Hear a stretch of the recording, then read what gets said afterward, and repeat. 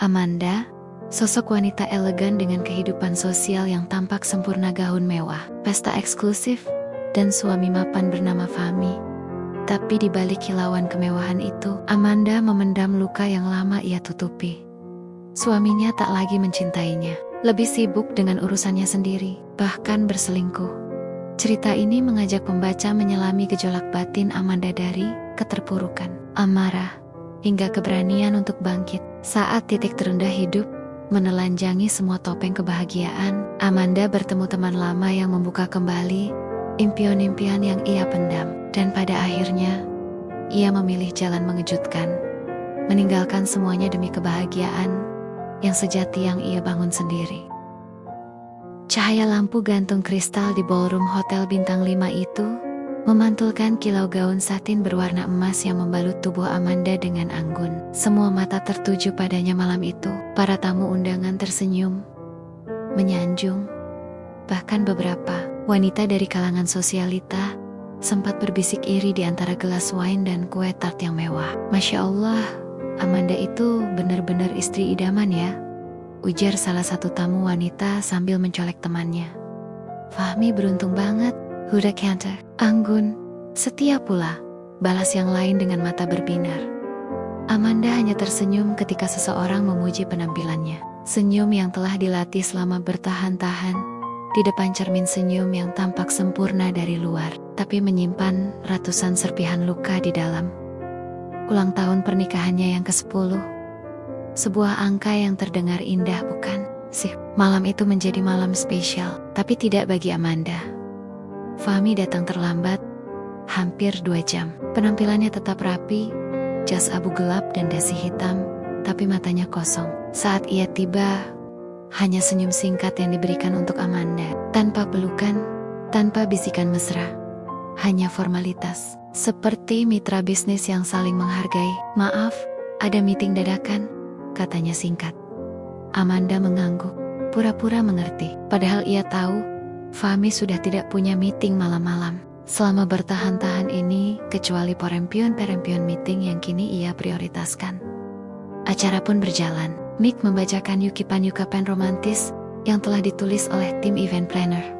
Musik mengalun lembut. Bahkan ada montase foto-foto kebersamaan Amanda dan Fahmi. Dari awal menikah kebanyakan foto hasil editan. Potret sempurna yang palsu. Amanda berdiri di samping Fahmi di atas panggung. Mereka memotong kue bersama.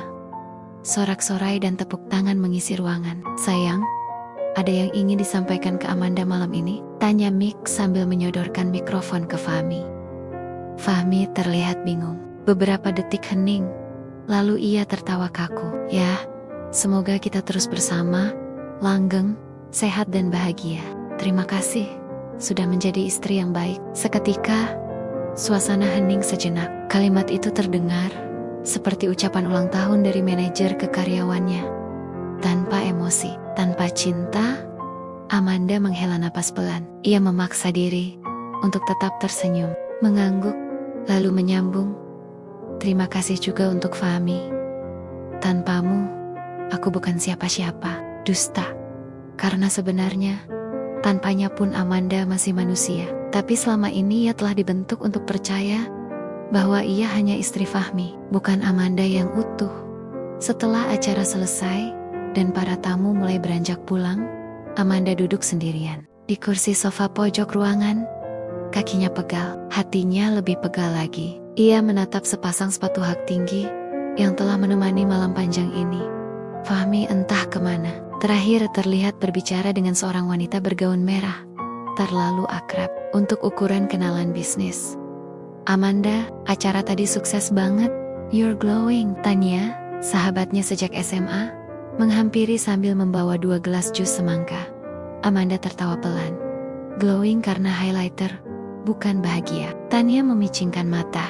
Tahu betul, sahabatnya tidak sedang baik-baik saja. Tapi seperti biasa, Amanda akan mengganti topik sebelum pertanyaan sulit dilontarkan. Makasih ya, udah datang. Kamu tuh temanku yang paling konsisten datang tiap acara ginian, katanya sambil menyentuh tangan Tania.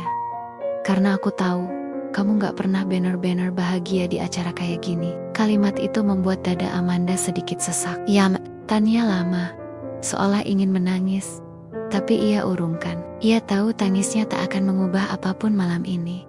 Setelah pesta bubar, Amanda masuk ke mobilnya, menyetir sendiri menuju rumah. Fahmi bilang, ia ada urusan sebentar dengan klien dan akan menyusul.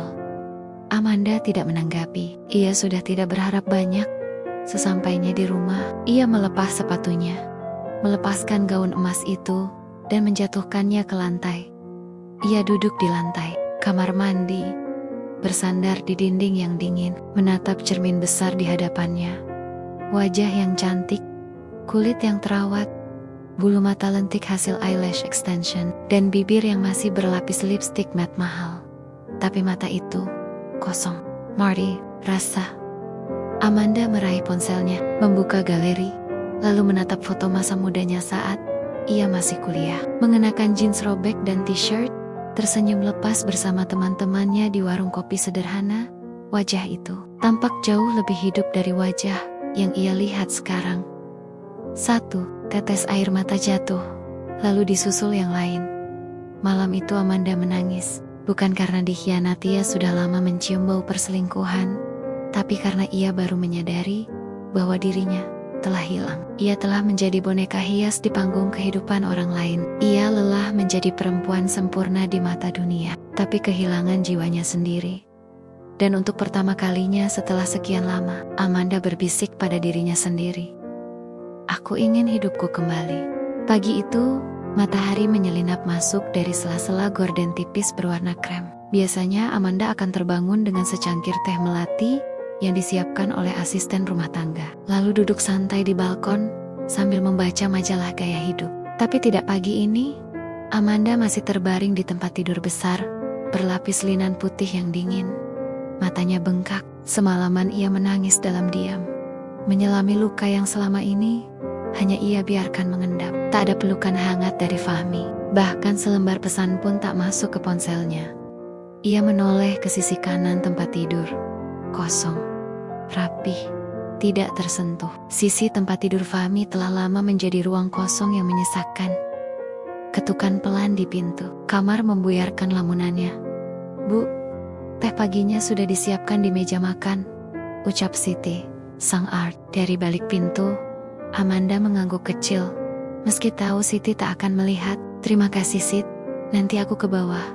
Ia bangkit perlahan, langkahnya pelan. Rambut yang biasanya tersisir rapi kini digulung seadanya. Ia turun ke lantai bawah, menyusuri anak tangga yang megah, seperti istana kecil tapi hanya tampak mewah dari luar. Di meja makan hanya ada satu cangkir teh. Amanda duduk sendirian.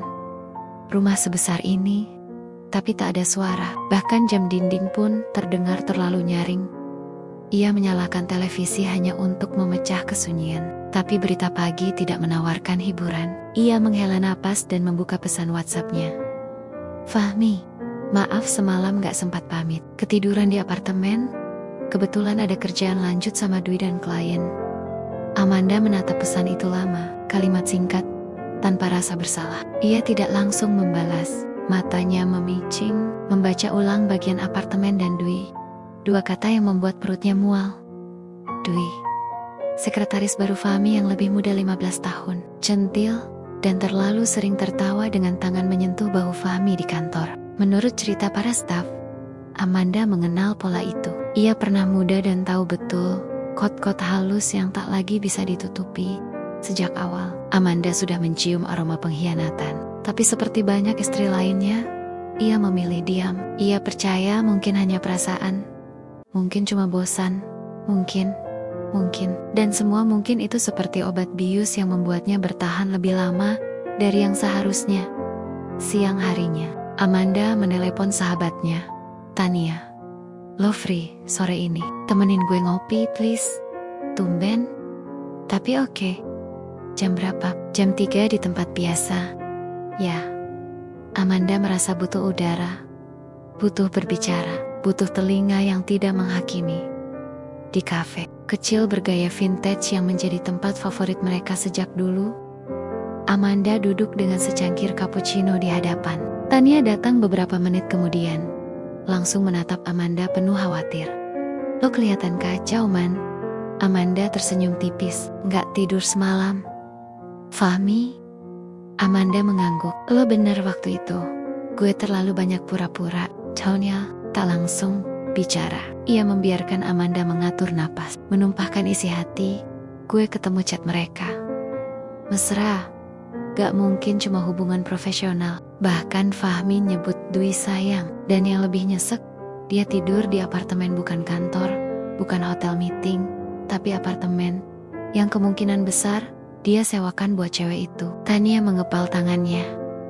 Kurang ajar. Q pikir, ulang tahun pernikahan ke -10 bakal bikin dia ingat awal kita dulu. Ternyata dia bahkan gak peduli, cuma basa-basi di depan tamu. Kayak gak ada ikatan. Amanda menunduk, air matanya menetes lagi. Tapi kali ini ia tidak menahannya. Gue ini apaan sih, Tan? Pajangan? Pelengkap CV suami sukses?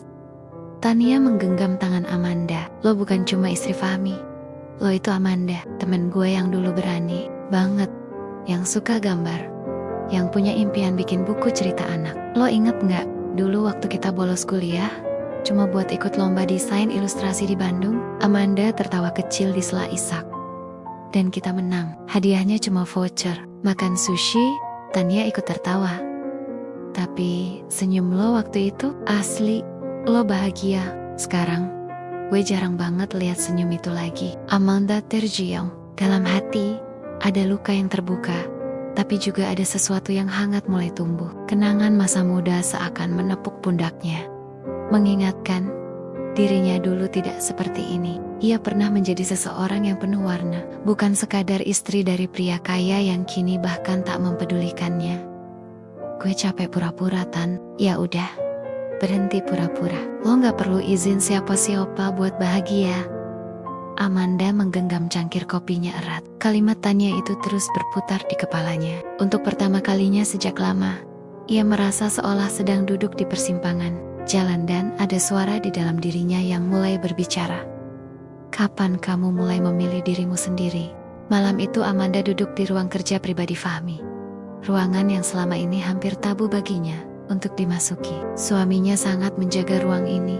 Seperti benteng rahasia tak boleh dibersihkan sembarangan, apalagi dimasuki istri tanpa izin.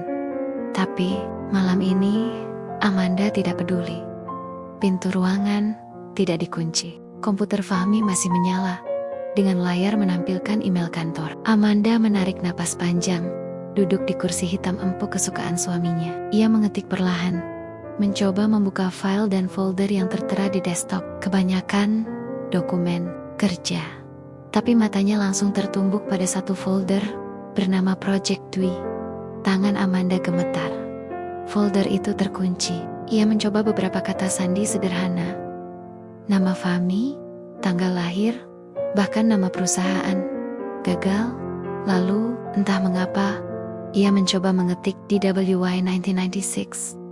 Enter, folder terbuka. Isinya bukan laporan proyek, bukan proposal, bukan data kerja, melainkan beberapa jelas diambil di luar negeri. Fahmi dan Dwi terlihat seperti pasangan yang sedang honeymoon. Ada juga video singkat saat Dwi tertawa sambil memanggil Mas Fahmi nakal. Dengan gaya genit, Amanda menutup mulutnya. Napasnya tersengal, matanya panas, tapi anehnya tak ada air mata keluar. Mungkin karena hatinya sudah terlalu kering untuk menangis. Ia berdiri, menatap sekeliling ruangan itu. Semua tampak sempurna, rapi, elegan. Tapi semuanya kini terasa seperti museum kebohongan. Ia menyentuh figura kecil di atas meja kerja. Fahmi foto pernikahan mereka yang sudah mulai berdebu. Amanda menghela napas, lalu tersenyum kecil, senyum yang getir. Bukan manis. Aku sudah tahu semuanya, Fahmi. Keesokan harinya, Amanda tidak menyapa Fahmi saat sarapan. Biasanya ia akan pura-pura ceria, menyiapkan roti panggang dan jus, lalu menanyakan jadwal Fahmi seharian. Tapi pagi itu, ia hanya duduk diam sambil menggulir layar ponsel. Wajahnya datar. Fahmi tampak canggung. Ia meneguk kopinya pelan. Kamu kenapa? Sakit? Tanyanya akhirnya. Amanda menoleh singkat. Enggak, sehat. Fahmi terdiam. Sejenak ada keheningan yang menggantung di antara mereka. Kamu tidur larut banget semalam, kata Fahmi, mencoba membuka obrolan. Amanda hanya menatapnya, tatapan yang membuat Fahmi tidak nyaman. Untuk pertama kalinya setelah sekian lama, Amanda menatapnya dengan sorot yang tajam. Tidak marah, tidak sedih, hanya kosong, dingin. Aku tidur di ruang kerja kamu semalam, Fahmi. Tangannya yang memegang cangkir sempat gemetar sedikit.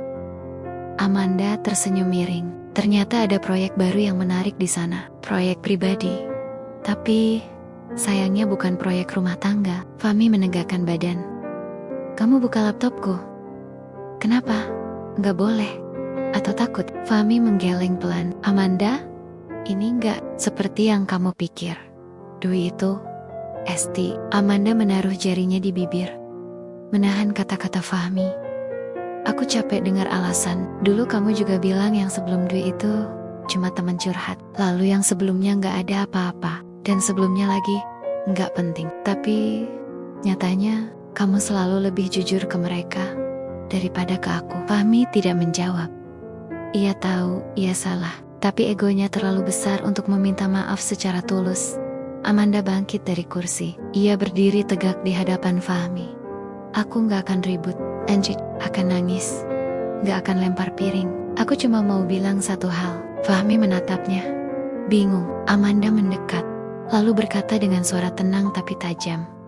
Aku bukan korban, tapi kamu juga bukan tuan atas hidupku. Lalu ia berjalan meninggalkan meja makan, tanpa menoleh sedikit pun. Hari-hari berikutnya, Amanda mulai berubah. Ayek, rumah, lebih sering mengunjungi tempat-tempat yang dulu pernah ia cintai, toko buku, taman kota, galeri seni kecil di pinggiran kota. Ia mulai membuka sketsa lamanya, mulai menggambar lagi dengan pensil warna yang lama tersimpan. Ia juga mulai aktif kembali di media sosial, tapi bukan memamerkan kemewahan seperti sebelumnya. Kali ini ia mengunggah gambar-gambar ilustrasi kecil dengan caption penuh makna tentang luka, tentang bangkit, tentang mencari diri sendiri yang lama hilang. Dan entah dari mana datangnya, banyak orang yang mulai merespons. Banyak perempuan yang merasa relate. Bahkan beberapa mengirim pesan, mengucap terima kasih karena Amanda berani membagikan sisi rapuhnya. Satu sore, saat Amanda duduk sendiri di kafe tempat ia dan Tania biasa bertemu, seorang pria datang menghampiri. Rambutnya mulai memutih sedikit di sisi, mengenakan kemeja abu-abu polos dan celana jeans. Wajahnya familiar. Maaf, Amanda ya? Masih ingat aku? Reno, teman seangkatan di kampus dulu. Amanda menatapnya, lalu tersenyum pelan. Reno? Ya ampun, udah lama banget. Mereka pun berbincang. Dari percakapan singkat itu, Amanda tahu Reno kini seorang desainer buku anak. Ia bekerja freelance, mengelola komunitas kecil ilustrator dan penulis lokal. Kamu dulu kan jago gambar karakter. Lucu, kata Reno sambil terkekeh. Sampai sekarang kamu masih gambar? Amanda diam sejenak, lalu mengangguk. Lagi belajar gambar hidup aku sendiri, Ren. Yang lama terkubur.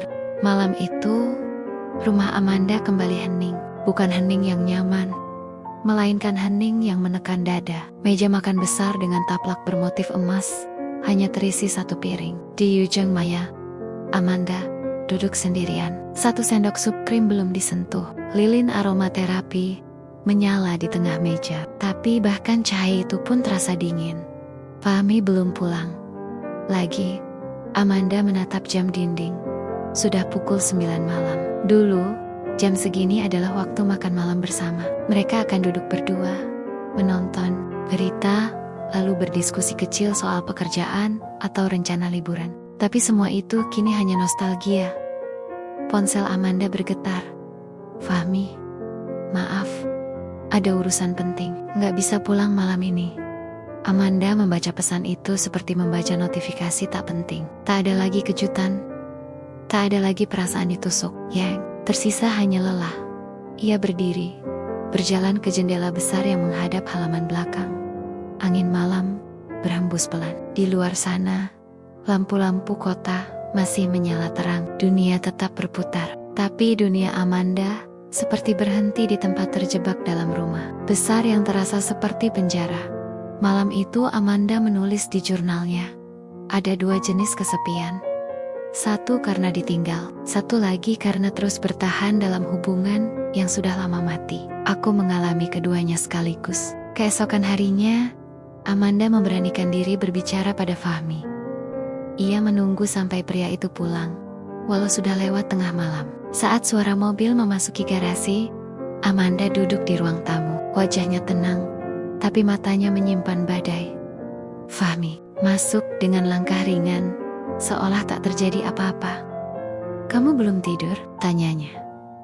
"Aku nunggu kamu," jawab Amanda datar. Fahmi meletakkan tasnya, lalu duduk di sofa. Ia tampak canggung. Amanda menatap langsung ke matanya. "Aku mau bicara, Fahmi, tapi kali ini, tolong jangan potong. Dengerin sampai selesai." Fahmi mengangguk pelan. "Aku tahu tentang Dwi. Aku tahu tentang apartemen itu. Aku juga tahu kamu udah berbohong lebih dari sekali. Tapi aku gak mau bahas itu sekarang. Aku cuma mau tanya satu hal." Amanda menahan napas, lalu mengucapkannya. "Apa kamu masih mencintai aku?" Fahmi terdiam, tidak langsung menjawab. Dan justru dari diamnya itu, Amanda mendapat jawaban. Ia tersenyum pahit. "Itu cukup, Man, aku sayang kamu." "Tapi," Fahmi akhirnya bicara. "Tapi kamu juga sayang dia," potong Amanda cepat. Fahmi memejamkan mata. "Aku nggak tahu kenapa semuanya jadi kayak gini. Aku cuma butuh seseorang yang ngerti aku. Dan kamu pikir aku nggak pernah ngerti kamu?" Suara Amanda mulai bergetar. "Aku ngerti tekanan kerja kamu. Aku ngerti kamu capek. Tapi yang nggak aku ngerti, kenapa aku yang selalu ditinggal dan disalahkan?" Amanda berdiri. "Aku udah cukup sabar, Fahmi. Udah cukup kompromi. Cukup diam. Cukup pura-pura bahagia. Tapi sekarang aku sadar, aku juga manusia. Aku juga punya hati. Dan hati ini udah penuh luka." Fahmi bangkit dari sofa. "Terus kamu mau apa? Cerai?" Amanda menatapnya, lurus dan tajam. "Aku belum tahu, tapi yang jelas, aku gak mau terus hidup kayak gini. Aku butuh ruang untuk sembuh. Untalk siapa diriku tanpa bayang-bayang kamu." Beberapa hari kemudian, Amanda mengemasi beberapa barang. Ia tidak membawa semuanya, hanya pakaian secukupnya, buku sketsanya, dan satu foto lama foto dirinya saat masih kuliah. Dengan senyum lebar dan mata yang penuh mimpi, Tania datang menjemput. Amanda memutuskan untuk tinggal sementara di apartemen kecil milik sahabatnya. "Itu, kamu yakin?" tanya Tania sambil memegang bahu Amanda. Amanda mengangguk. "Kalau aku terus di rumah itu, aku akan terus bohong ke diri sendiri." Saat mobil mereka melaju meninggalkan rumah mewah itu, Amanda menoleh sekali. Rumah yang selama ini tampak seperti istana kini tak lebih dari bangunan kosong tanpa jiwa. Hari-hari Amanda di apartemen Tania penuh dengan keheningan yang baru, bukan yang menakutkan, tapi yang memberi ruang untuk bernapas. Ia mulai menggambar setiap pagi, membaca buku, menulis puisi pendek, bahkan sesekali tertawa kecil karena hal-hal remeh. Reno pun kembali muncul. Suatu sore, mereka bertemu di perpustakaan kecil. Reno menunjukkan ilustrasi buku anak yang sedang ia kerjakan. "Aku butuh partner buat proyek ini. Aku tahu kamu bisa. Mau coba bantu?" tanya Reno dengan senyum lembut. Amanda melihat gambar-gambar Nia, sederhana, ceria, dan penuh imajinasi. Tanpa berpikir lama, Amanda mengangguk. Mungkin ini caraku menyembuhkan diri. Hari-hari Amanda mulai dipenuhi warna baru. Di studio kecil milik Reno, ia kembali akrab dengan kuas, pensil warna, dan cerita-cerita khayal tentang hewan lucu dan hutan ajaib. Setiap kali ia menggambar tokoh kelinci kecil bernama Pico yang berusaha menemukan rumahnya yang hilang, Amanda seperti sedang menciptakan versi kecil dari dirinya sendiri. "Pico harus kuat, meskipun sendirian," gumam Amanda suatu siang.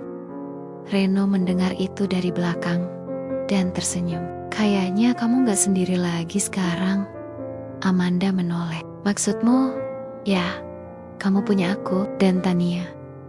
Dan semua orang yang peduli sama kamu." Amanda terdiam. Ada sesuatu di matanya campuran antara haru dan takut. Karena baginya, perasaan aman adalah sesuatu yang terasa asing. Terlalu lama ia hidup dalam kewaspadaan. Terlalu lama mempercayai orang yang akhirnya menyakitinya. Pada malam minggu itu, Reno mengajaknya makan malam. Tempatnya sederhana, bukan restoran mewah, melainkan warung rooftop dengan lampu-lampu bohlam kecil yang menggantung manis di antara meja. Kamu ingat nggak? Dulu kita pernah ngerjain tugas bareng di kafe jam 3 pagi. Tanya Reno sambil tertawa. Amanda ikut tertawa. Ingat banget. Terus kamu ngaku suka sama aku. Tapi aku kira kamu cuma ngantuk berat. Reno tertawa makin keras. Ya, itu salah satu pengakuan gagal paling tragis dalam sejarah percintaan kampus. Mereka tertawa bersama. Dan sesaat dunia terasa ringan. Namun tawa itu tak berlangsung lama. Ponsel Amanda tiba-tiba sebuah pesan dari nomor tak dikenal. Aku kangen kamu. Masih bisa pulang, man? Masih bisa kita perbaiki. Fahmi Amanda membeku. Tangannya yang memegang sendok terasa dingin. Reno menyadari perubahan raut wajah Amanda. Kenapa? Ada yang ganggu? Amanda menunjukkan pesan itu tanpa berkata-kata. Reno membaca cepat, lalu menghela napas panjang. Kamu mau jawab? Amanda menatap layar ponsel itu lama, hatinya bergejolak. Ada bagian dalam dirinya yang masih mengingat masa-masa indah bersama Fahmi. Kenangan lama kembali seperti kaset yang diputar ulang. Perjalanan pertama mereka ke Bali, malam-malam bercanda sambil makan mie instan. Pelukan hangat setelah bertengkar, hebat. Tapi lalu ia ingat juga malam-malam sepi di meja makan. Air mata yang tak terdengar saat suaminya tertawa bersama wanita lain. Dingin yang menusuk saat cinta berubah menjadi formalitas. Aku gak tahu, bisiknya akhirnya. Aku takut, aku belum cukup kuat. Beberapa hari kemudian, Fahmi datang ke apartemen tanpa pemberitahuan. Ia berdiri di depan pintu dengan wajah kusut dan mata sembab. Aku gak bisa tidur, man. Aku nyesel. Sumpah. Amanda berdiri mematung. Pintu masih setengah terbuka. Tania yang baru keluar dari kamar mandi menatap dari belakang, memberi isyarat, kamu bisa usir dia kalau mau. Fahmi meraih tangan Amanda. Aku bodoh, man. Aku sadar semua ini salah. Dwi bukan apa-apa. Aku butuh kamu. Aku mau kita mulai dari awal. Air mata Amanda mengalir, bukan karena rindu, tapi karena luka yang terbuka lagi. Kenapa kamu baru nyadar sekarang, Fahmi? Kenapa harus setelah aku pergi? Karena aku baru ngerasain kehilangan kamu. Rumah itu kosong, men. Dingin, sepi. Amanda menarik napas panjang. Dulu aku juga merasa kosong, tapi kamu gak pernah peduli. Fahmi tertunduk. Perella, aku satu kesempatan lagi. Amanda menggigit bibirnya. Hatinya berperang hebat. Ini orang yang pernah ia cintai sepenuh jiwa, tapi juga orang yang membuatnya merasa tak layak dicintai. Reno datang malam itu, tanpa tahu Fahmi sedang di sana. Saat matanya bertemu mata Fahmi, suasana mendadak kaku. Oh, aku ganggu ya? Tanya Reno canggung. Amanda menoleh kedua pria. Lihat seperti melihat dua jalan berbeda yang bisa ia pilih. Satu adalah masa lalu yang pernah menjadi rumah, tapi juga menyimpan banyak luka. Yang satu lagi belum pasti, tapi terasa jujur dan hangat. Aku butuh waktu, kata Amanda. Pelan, Fahmi ingin memeluknya, tapi Amanda mundur setengah langkah. Sekarang, aku butuh waktu untuk mencintai diriku sendiri dulu. Sebelum aku tahu siapa yang benar-benar layak bersamaku. Malam itu Amanda duduk di balkon. Angin sejuk menyapu rambutnya. Di tangannya ada secangkir teh. Dan di pangkuannya, buku sketsa yang belum selesai. Reno duduk di kursi seberang. Diam-diam menatapnya. Aku gak akan maksa kamu milih aku, katanya lirih. Tapi, aku akan ada di sini. Kalau suatu hari kamu ngerasa lelah sendirian. Amanda menatap Reno. Kali ini, matanya tak lagi penuh luka. Tapi juga belum sepenuhnya yakin. Namun ada cahaya kecil, harapan. Hujan turun sejak pagi. Rintiknya tak deras, tapi cukup membuat langit kelabu dan udara basah. Amanda duduk di depan jendela apartemen, memandangi jejak air hujan yang membentuk pola di kaca. Di tangannya, ia memegang dua benda. undangan dari Fahmi dan surat kontrak kerja ilustrasi dari penerbit yang Reno bawa kemarin. Undangan itu bukan undangan pernikahan, tapi undangan makan malam spesial di rumah mereka. Fahmi ingin mencoba memulai dari awal. Ia menyebutnya rebuild dinner, lengkap dengan catering romantis, lilin-lilin, dan lagu-lagu nostalgia mereka. Sementara kontrak itu adalah kesempatan pertama Amanda menerbitkan buku ilustrasi anak dengan namanya sendiri. Sebuah karya kolaborasi dengan Reno yang kini jadi teman kerja sekaligus teman hati. Amanda menutup mata. Hatinya kacau. Di satu sisi, ada bagian dirinya yang ingin mempercayai Fahmi lagi. Mereka sudah menikah, ada sejarah, ada janji, ada kenangan. Tapi di sisi lain, sejarah tak bisa selalu jadi alasan untuk bertahan. Tania menatap Amanda yang duduk diam di meja makan pagi itu. Kamu kelihatan kayak orang yang lagi milih antara dua jurang, ujar Tania sambil menyeduh kopi. Amanda tersenyum kecut. Atau dua jalan yang sama-sama bikin aku takut. Kamu takut nyesel? Tanya Tania. Amanda mengangguk pelan.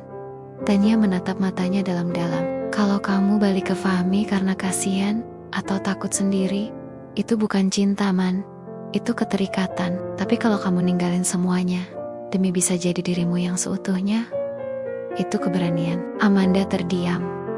Sore itu, Amanda berdiri di depan rumah lamanya. Rumah besar bercat putih dengan taman yang kini tampak lebih rapi. Fahmi berdiri di pintu, mengenakan kemeja putih dan senyum yang berusaha tampak tulus. Di dalam rumah, lilin-lilin telah dinyalakan. Musik lembut mengalun. Selamat datang kembali, ucap Fahmi. Suara lirihnya seperti memohon. Amanda masuk perlahan. Matanya menyapu ruangan yang pernah menjadi bagian dari hidupnya. Sofa tempat mereka pernah tertidur bersama saat nonton film. Dapur tempat ia masak sarapan setiap hari Minggu. Dinding dengan bingkai foto-foto mereka. Aku tahu semua ini gak bisa menghapus luka kamu, Men. Tapi aku ingin mulai dari awal. Aku rela ngelakuin apa aja. Konseling, pindah kota, apapun, ucap Fahmi sambil menatapnya dengan mata basah. Amanda menghela napas panjang. Ia lalu berkata pelan, kamu tahu Fahmi, aku dulu pernah mendoakan kita tiap malam. Bahkan ketika kamu tidur di sofa karena marah, aku masih berharap hubungan ini bisa sembuh. Fahmi menunduk. Aku tahu, dan aku nyesel. Kamu nice. Tapi kadang, penyesalan datang bukan untuk memperbaiki yang rusak. Kadang, itu cuma datang untuk mengajari kita bahwa kita sudah kehilangan sesuatu yang sangat berharga. Fahmi mencengkeram tangannya. Jadi, ini keputusanmu. Amanda menatapnya. Dan kali ini, dengan mata yang tidak ragu. Iya, ini keputusan aku. Aku gak mau lagi hidup dalam keraguan. Aku butuh jadi perempuan yang bisa memilih dirinya sendiri. Aku maafin kamu, Fahmi. Tapi aku gak bisa kembali. Malam itu Amanda keluar dari rumah dengan langkah tenang. Hujan telah reda.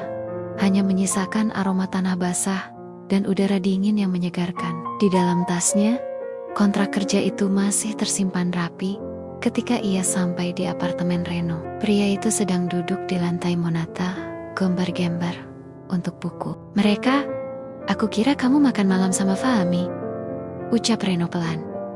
Aku pergi, tapi bukan untuk kembali, jawab Amanda sambil tersenyum kecil. Reno menoleh. Jadi kamu milih? Amanda mengangguk. Aku milih diriku sendiri. Dan karya ini, dan jalan yang baru. Reno berdiri, mendekat. Aku gak janji akan jadi laki-laki sempurna. Tapi aku janji, aku gak akan bikin kamu ngerasa sendirian. Amanda menatapnya, kali ini dengan mata yang utuh penuh kesadaran, penuh kekuatan. Aku gak butuh diselamatkan, Reno. Aku cuma butuh ditemani. Dan kamu gak pernah memaksa. Mereka tertawa kecil. Tidak ada pelukan dramatis atau musik romantis. Hanya dua orang yang saling menatap, saling mengerti, dan sama-sama sadar mereka punya peluang untuk sesuatu yang jujur dan baru. Sudah 2 bulan sejak Amanda meninggalkan rumah mewah itu. 2 bulan sejak ia memilih untuk tidak kembali pada Fahmi, dan tidak pula langsung memeluk pelarian baru bernama cinta. Ia memilih tinggal dalam dirinya sendiri, menikmati kesunyian, dan mengenal ulang siapa dirinya sebenarnya. Pagi-pagi ia sudah sibuk di studio kecil milik Reno. Dinding studio kini penuh dengan sketsa berwarna cerah tokoh Piko si kelinci, Roro si raba, dan cerita petualangan mereka mencari rumah baru. Judul buku itu pun akhirnya diputuskan, Piko dan Rumah yang Tak Lagi Sama. Ini bukan cuma buku anak-anak, ujar Amanda saat diskusi dengan penerbit. Ini tentang keberanian, tentang kehilangan, dan tentang menerima bahwa rumah tidak selalu harus berupa bangunan. Kadang, rumah adalah keberanian kita untuk pergi. Editor wanita parubaya itu menatap Amanda lama, lalu mengangguk pelan. Kamu pernah hidup dalam cerita ini ya? Amanda hanya tersenyum. Jawabannya ada dalam setiap goresan di bukunya. Malam-malam, Amanda kini tidak lagi dipenuhi tangisan diam-diam. Ia tidur lebih tenang, kadang masih dihantui kenangan, tapi tak lagi membuatnya rapuh. Ia mulai ikut seminar penulis, aktif di komunitas ilustrator, bahkan mulai membuka kelas kecil menggambar untuk anak-anak. Reno yang setia di sampingnya tidak pernah memaksakan hubungan. Ia tahu, cinta yang terburu-buru tak akan tumbuh sehat. Ia hanya ada di sana menjadi tembok, bukan tali.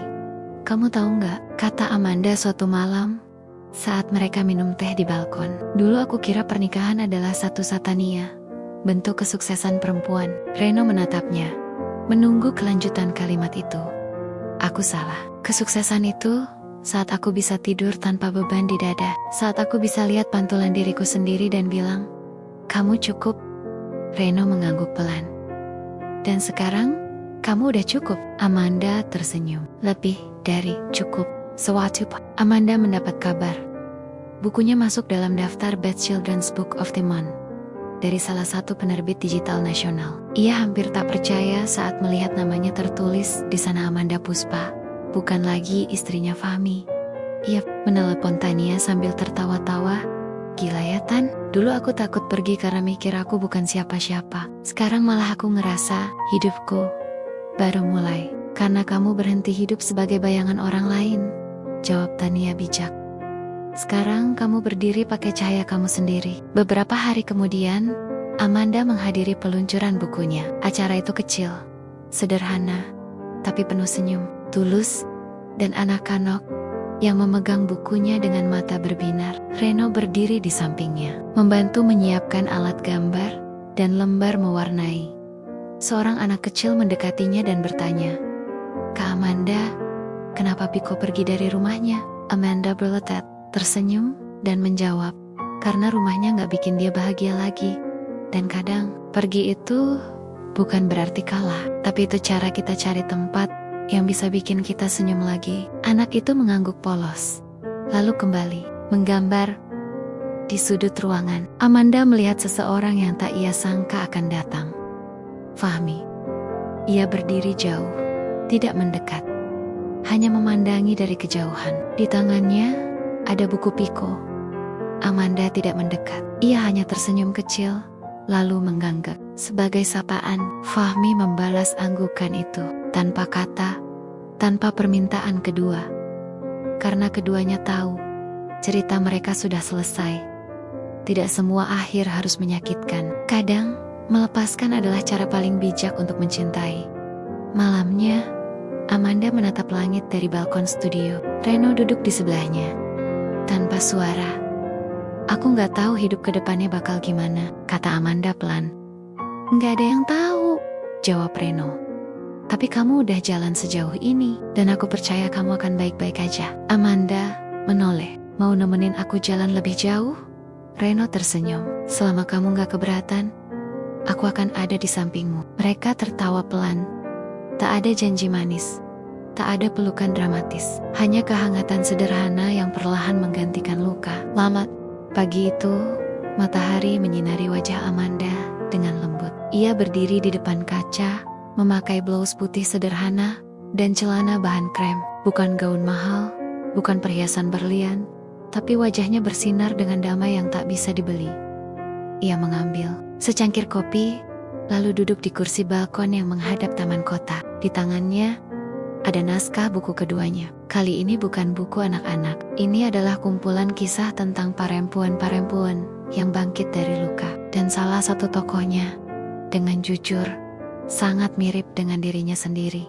Sudah setahun berlalu, sejak malam ketika ia berkata tidak pada Fahmi, dan ya pada dirinya sendiri. Setahun penuh perjuangan, penyesuaian, air mata, dan tawa. Ia masih ingat hari-hari ketika ragu menyergap, ketika rasa kesepian menghampiri. Tapi ingat betapa kuat dirinya saat itu bahwa ia bisa berdiri dan terus berjalan. Reno kini lebih dari sekadar teman kerja. Hubungan mereka tumbuh perlahan, tidak dibangun atas pelarian, tapi atas pengertian. Tidak terburu-buru, namun penuh kejujuran. Tapi Amanda tetap menjaga ruang untuk dirinya sendiri. Ia tidak lagi menggantungkan kebahagiaan pada kehadiran siapa pun. Reno, kamu tahu kan, aku tetap ingin punya ruangku, katanya suatu malam sambil merapikan cat air. Reno tersenyum. Aku gak akan pernah menutup pintumu, Man. Tapi kalau kamu butuh seseorang duduk di luar dan nunggu, aku akan di sana. Tapi Amanda tahu itu cinta yang dewasa. Suatu sore, Amanda mendapat undangan reuni kampus. Ewalnia ia ragu. Untucked date. Tapi setelah melihat daftar tamu, matanya tertumbuk pada satu nama, Fahmi Ramadan. Malam reuni tiba. Amanda datang mengenakan gaun hitam sederhana. Ia tidak mencolok, tidak berlebihan, tapi senyum di wajahnya membuat banyak orang memandangnya dengan kagum yang tak bisa dijelaskan. Ia bertemu banyak teman lama, bercerita, tertawa. Lalu, seperti yang ia duga, Fahmi mendekat. "Man," sapa Fahmi pelan. Wajahnya masih tampan, tapi kini ada sedikit garis lelah yang dulu tak terlihat. Amanda mengangguk, ramah. "Hai, aku baca bukumu tentang perempuan-perempuan yang bangkit itu. Keren banget." "Terima kasih," jawab Amanda lembut. "Aku nulisnya sambil menyembuhkan diriku juga." Fahmi terdiam, lalu berkata, "Kamu jauh lebih hidup sekarang. Dulu, aku pikir aku udah cukup buat kamu bahagia." Amanda menatap matanya. "Kita berdua dulu sama-sama hilang, Fahmi. Tapi sekarang aku udah nemuin arahku." Fahmi menunduk, lalu menghela napas. "Aku senang kamu bahagia. Maaf karena pernah jadi orang yang membuatmu kehilangan arah." Amanda tersenyum. "Kamu bagian dari perjalanan itu, dan aku bersyukur tanpa semua itu, aku gak akan jadi aku yang sekarang." Mereka berpisah malam itu tanpa dendam, tanpa rasa bersalah. Hanya dua orang yang pernah mencintai, kini saling melepas dengan ikhlas. Beberapa bulan kemudian, buku kedua Amanda rilis. Kali ini, peluncurannya lebih besar. Dihadiri media, penulis, dan perempuan-perempuan yang kisahnya terinspirasi dari kisah nyata. Amanda berdiri di podium, mengenakan batik modern, dan membacakan sepenggal dari bukunya.